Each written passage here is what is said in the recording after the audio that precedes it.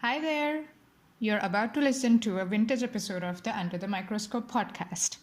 While the content is still as relevant and as interesting as when it was recorded, our webpage has changed. You can now find us at thesciencetalk.com/real-scientist-nano.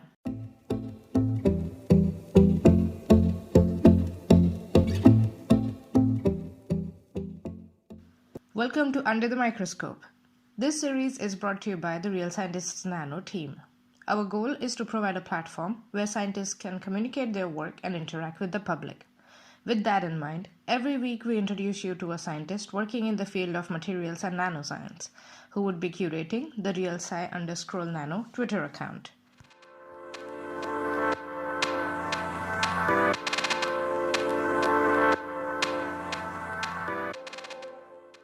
Hi everyone, today we have with us Kwasi Kwakwa, who is an imaging scientist at the European Molecular Biology Laboratory, the European Bioinformatics Institute, which is close to Cambridge in the UK.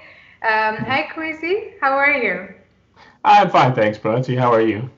I'm good. Looking forward to taking a deeper dive into your science and you as a person as well.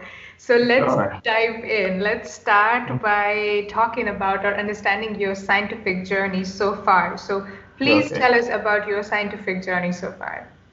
Okay, so I was born and raised in Ghana, West Africa. I went to primary school and secondary school there, and then I got into a university in the US for my undergrad. So I went to a place called Oberlin, which is a small liberal arts college in Ohio, but has a old and kind of a really good physics department. So went there, did an undergraduate physics degree. Finished the physics degree, took a couple of years off, went back to Ghana and worked there for a while, doing as a general researcher. And then moved to the UK to get a master's in the physics department, but the master's was in bio and nanophotonics. So it was the interaction of light and really, really tiny bits of matter. So yeah, did that for my master's. I spent most of my master's looking at there's a field called plasmonics, which is how light interacts with super tiny pieces of metal. As a material scientist, I'm sure you know quite a bit about that. But in that lab, they were interested in plasmonics as a means for doing biological imaging. So post the master's, I stayed on to do a PhD where I started working on microscopy. So it was building a microscope system to try and image the orientation of fluorescent molecules. So to make that make sense, the way most biological imaging works is you have something you're interested in, you have a dye molecule which, if you hit with a laser, will fluoresce, will give off light, and you have a fancy bit of chemistry that you use to connect the two things to each other. Once they are connected, sometimes what you're interested in figuring out is not just where the thing is, but in what direction it's pointing. And you should be able to get that information by looking at the direction in which the molecule is pointing. And so there are several techniques that people have come up with over the years for trying to look at a molecule and see how the direction is facing. I spent my PhD building a microscope and then using it to image those kinds of molecules. I post the PhD, I then went on to my first postdoc, which was building a microscope for single molecule super resolution imaging. It's a technique for trying to image things at smaller than the diffraction limit of light. So if you're looking at a spot of light with a bit of optics, there is a minimum size which you can get to with your object, and if it gets any smaller than that, all you're going to see with your optics is a spot of light that is roughly about that size. And there are a bunch of physics/computer tricks that now exist for somehow sneaking around what should be the physical limitations of imaging. I spent a couple of years building systems and using them to image biological samples, trying to get below the diffraction limit. I moved to another lab where I was doing similar kinds of work, but for another couple of years, but I'm now working as an imaging scientist, so a staff scientist in a research lab just outside of Cambridge, and they're interested in single molecule imaging because they are now tagging strands of RNA with fluorescent molecules so they can understand what kinds of activity that cells inside of tissues are doing. Okay. Wow, that's quite a journey you've had. I mean, first of all, starting from a physics degree, starting from there, now doing imaging of biological stuff. I mean, but I think the deeper you go, the more all these fields are kind of interconnected, very, very closely working together. So it's so cool that you also have experience with plasmonics, and it's so fascinating. But I guess the one a common thread among all these things is that all of this is like on a nano level or a micro level. So Yes. be it be it plasmonics or be it what you're doing right now, I guess that's like kind of the common theme that has been the case. But that's really cool. And also you've traveled around quite a bit. I mean, as a scientist, you have traveled around, like where you started and now where all you've been and where you ended up now. So that's also quite exciting. You did speak a little bit about what you're doing right now, but could you tell us a bit more details about where does your current work fit in this big picture of materials or nanoscience? Let's just go with nanoscience for the sake of simplicity. Your current work, where does that fit? Look, so what we're imaging are single molecules or small clusters of molecules. So we're imaging, the things that we're imaging themselves are on the order of like tens of nanometers in size. Okay. And so just in terms of size and scale, so we're looking at really large tissue sections, which by the standards of microscopy is things that are a couple of, anywhere from square millimeters to square millimeters in size. So fairly large tissue sections, but we're imaging them at kind of tens to hundreds of nanometers, hundreds of nanometers of imaging resolution. Right. Wow. Okay. I'm so looking forward to the pictures that you will share from the account. Awesome. And it does sound to me that you have been in the past and also right now you're involved in a lot of interesting research projects. Yes. Now comes the tough question, which I think is quite tough because it's tough for me. If you have to pick one research project that you're most proud of, or the most fun or quirky one, I know it's difficult, but if you have to pick one, could you do that and tell us about it in super simple words again in the section we call In Other Words? Okay. Now, this is sort of like asking someone to pick their favorite child. This is a very difficult question. Sorry. But that's okay. If I had to pick one, so in my first postdoc, what we were interested in doing was get this single molecule imaging, but we were interested in trying to build kind of relatively cheaper ways to do it because all of these techniques use equipment that costs a lot of money. But there is a sort of a small section of the microscope world that cares about trying to make these techniques more readily available by making things cheaper and easier to work on. And so some of the ideas that came out of that project, people have gone to replicate in other labs with other microscopes. And so it's the one that I picked because it's the one that has probably seen the most use outside of kind of being in a small room that I was working in. So one that other people have gone, okay, this seems interesting, and I've tried to do things with it.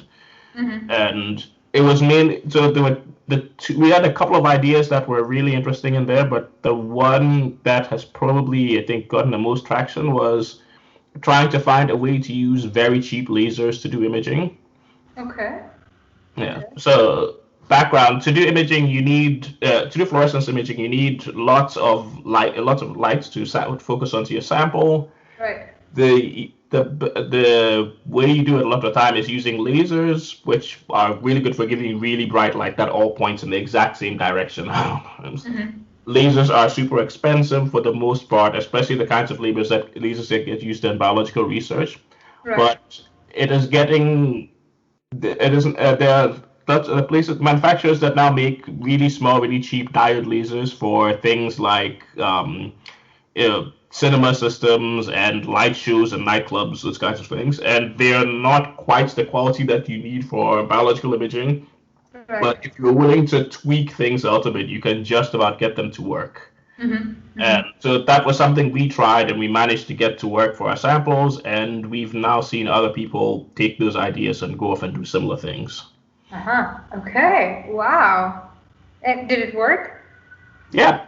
It worked. Yeah. That's really cool. Well, I can understand why you picked this as the project that you're proud of, because now you're an imaging scientist and you managed to come up with or create setups with cheaper lasers to do beautiful images. I guess I think that's important. And it's really good for the field. It's good for the scientists as well. It's just good for everyone. That's really cool. Maybe you can do some comparisons when you are tweeting from the account with the lasers that the systems that you made and how it was before and how you made it better or something. I don't know. Just a fun thought. I'll talk a bit about that. So yeah, I'll show you some pictures. Yes, pictures. Always. Pictures are always good. Awesome. So, Kwasi, other than doing the research itself, other than the research part itself, what else do you like about being a scientist? What are your favorite parts of your scientist life, other than the science and the research itself, of course? Okay. And I think the thing that makes it work for me is that, one, I've always enjoyed solving problems. Like, I was one of those children who used to take things apart all the time. My father is so slightly upset about it, but I think he's less upset about it now that it's a job that pays. I hope so.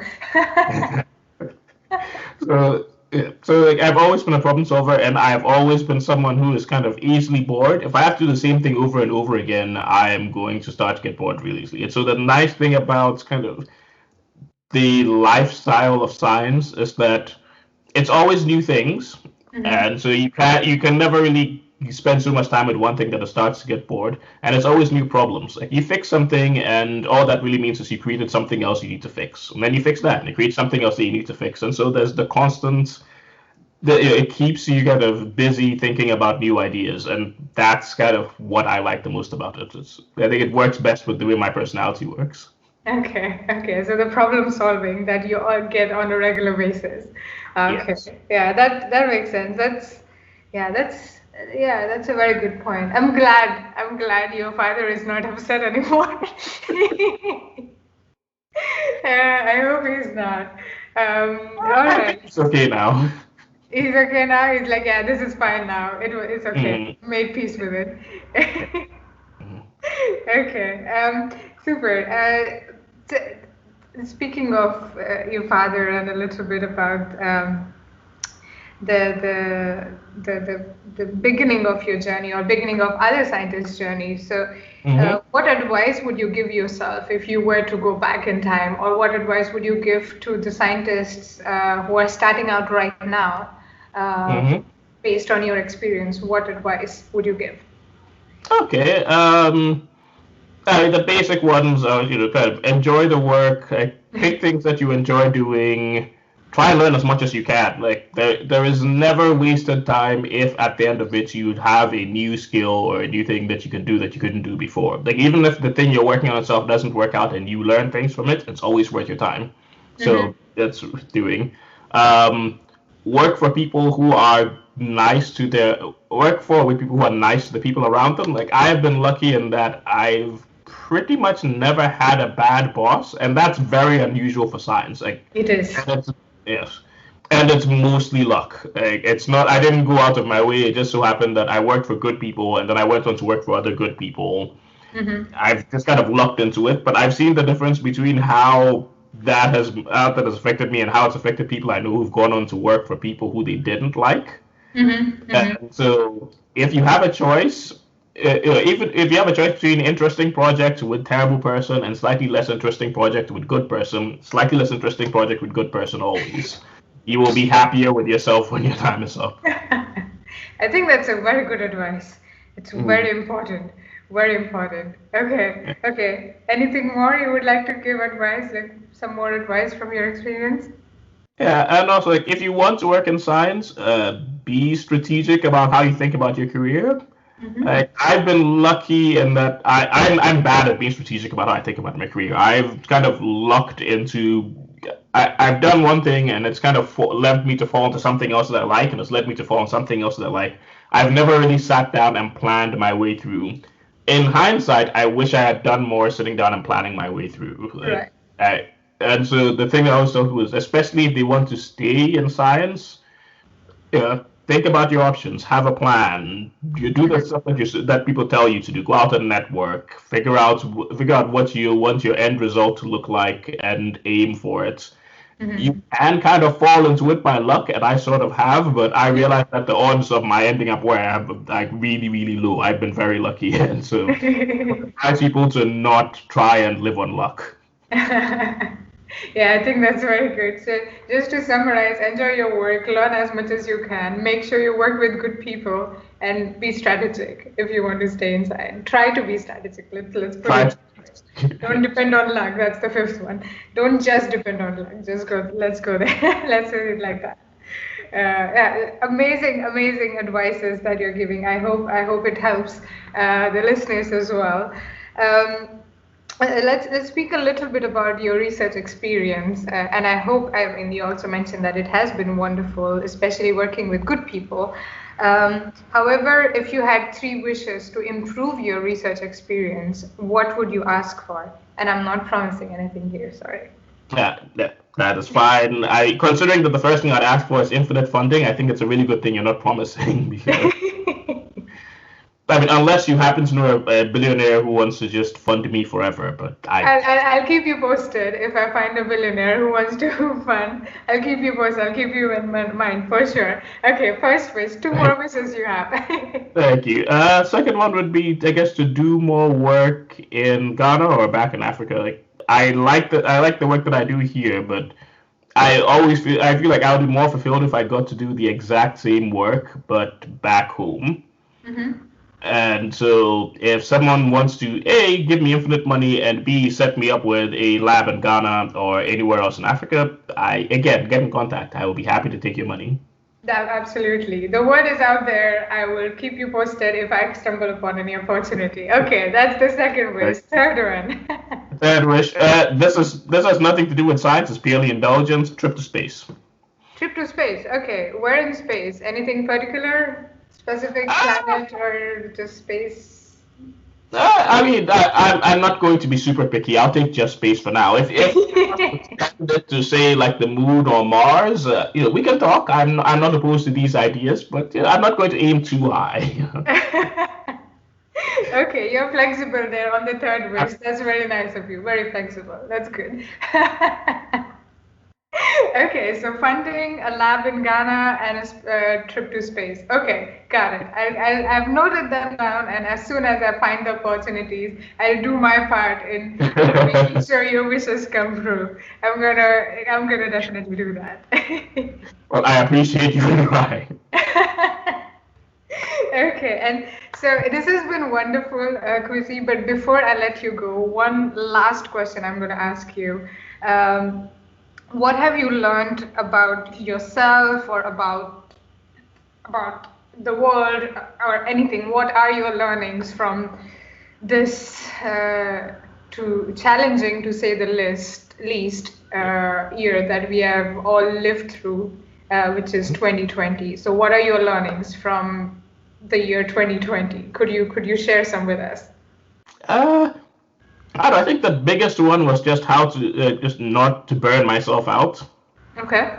Because I think 2020 was a very it's been an incredibly stressful year for obvious reasons, and I think the thing that has been hard is to try and just kind of maintain not just sanity, but to actually still be able to live in the middle of all this and just not kind of fall apart and just spend all day in bed and not get out of bed, or spend all day buried in work and do nothing else, which is kind of my extremes. I was either not able to work at all, or I was working all the time and I had nothing in between. And I had to kind of learn how to pull myself back towards somewhere in the middle where I was still getting work done, but I wasn't burning myself out or kind of just letting all the pressure and stress get to me. So it was learning how to find outlets for all that stuff.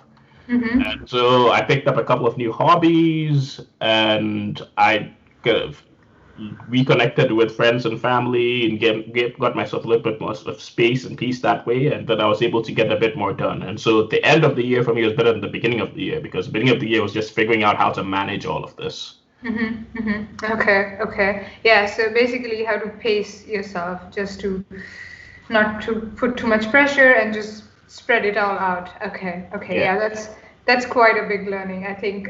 Thank you very much for sharing that. And it's good to hear that the end of the year was better for you than the beginning of the year. So that definitely shows progress and definitely shows that you definitely have paced yourself. So that's wonderful. So thank you very much, Kwasi, for speaking with me. I enjoyed the conversation. Looking forward to having you on Real Scientist Nano. Thank you. Yeah. Thank you. Looking forward to it as well.